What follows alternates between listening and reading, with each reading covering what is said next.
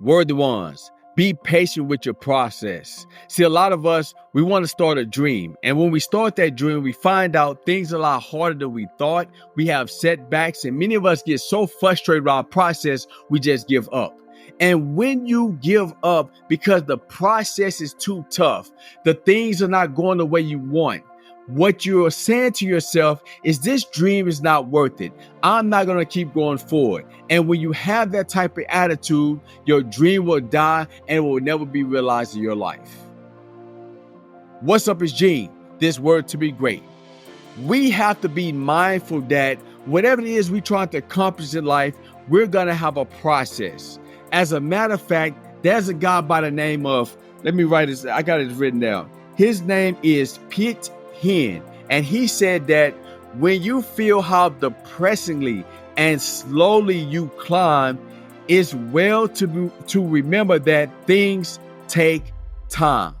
And pretty much what he's saying is when you decide to go after a dream, you decide to climb that mountain, you decide to go after the thing that's in your heart, you have to remember that it will be depressingly slow.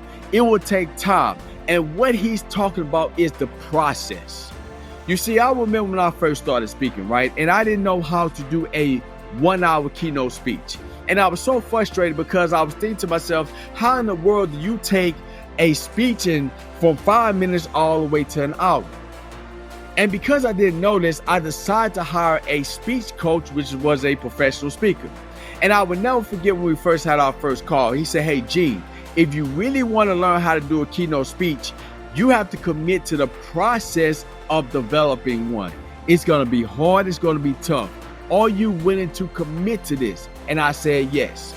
So he said, okay, Gene, this is what we're going to do. I want you to think about 10 events that happen in your life. And these are going to be 10 stories that we're going to be putting together to create your keynote speech. And he said, now, on not only that, for every story that you come up with, you're going to write it out. And then you're going to practice it at least 50 times. And you're going to tell that one single story 20 times in front of a live audience in a speech club. Now, at first, I was very excited about this. I was like, wow, I'm about to learn how to do my first keynote speech. I wrote all these stories out. And let me tell y'all something.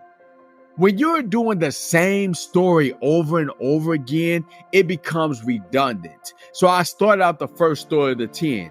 And I went and gave it in front of a club. And he kept saying, Gene, it's not good enough. You have to be more conversational. So I did it again and I recorded over it again. And then I would do recording sessions by myself. And we would watch those on this one particular story. And I was getting so frustrated because the process was taking so long. I was so frustrated because I wanted things to happen right then, but they wasn't because I had to go through the slow and depressing process.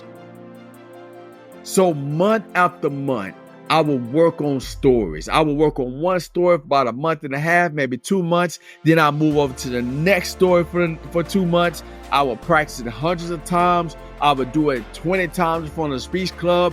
And as I was going through this process, I was learning how to tell those stories better. I was learning how to connect them.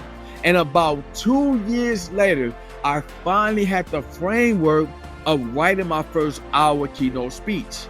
But then after that, after I wrote that framework, I had to go out and practice that speech. So once I did that, there was another layer to the process. But I kept going forward. I kept working at it. And to the point, my skills became so good with writing a keynote speech that people would start to pay me to give those speeches. Why? Because I learned how to write a keynote speech by going through the process. See, you have to understand something. Whatever dream that you have to be patient with your process. You cannot give up in the process because it's taking long. You cannot give up in the process because I have disappointments. Instead, you have to keep going forward. You have to be patient with your process because that's the only way you're going to be able to realize your dream in your life. So how do you be patient with your process? Number one, you have to make a commitment that you're going to be patient.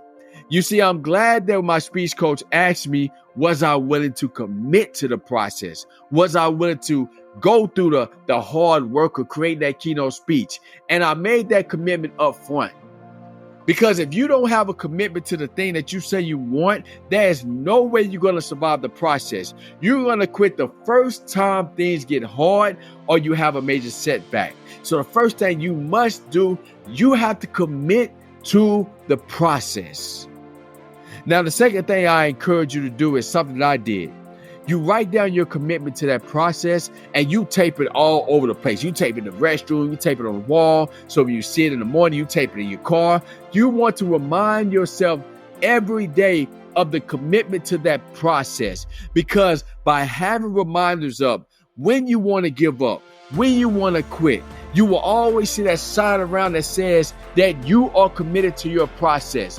Because if you're not committed to the process, there's no way you could be patient with your process.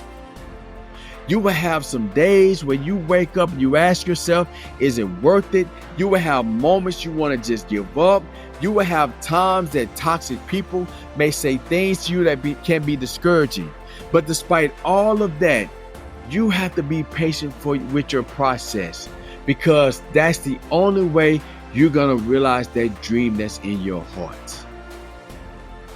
So be patient with your process, because you are worthy to be great. If you like this video, I want to ask you to like and share this video. Also, if you want something to help you to be patient with your process, I want to encourage you to get a copy of my book, Word to Be Great, How to Build Self-Discipline to Achieve Your Greatness. Because within this book, there are tools in here to help you to be patient with your process, to help you develop your self-discipline skills, which are essential for you being patient as you go after your goal or dream. So click the link below, or go to Amazon to get a copy of Word to Be Great today, or go to my website, wordtobegreat.com, and get your signed copy today.